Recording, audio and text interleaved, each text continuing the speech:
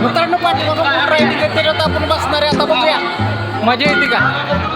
मित्रांनो हे पाहताच मला वाटलं आपण पण ट्राय करावं, पण पहिल्या वेळेस जो माणूस पडला ते बघून जरा भीती वाटलेली, पण ह्या लहान मुलाला पाहून मला पण वाटलं बसावं. मग मी फायनली बसलो आणि बघा काय होतंय.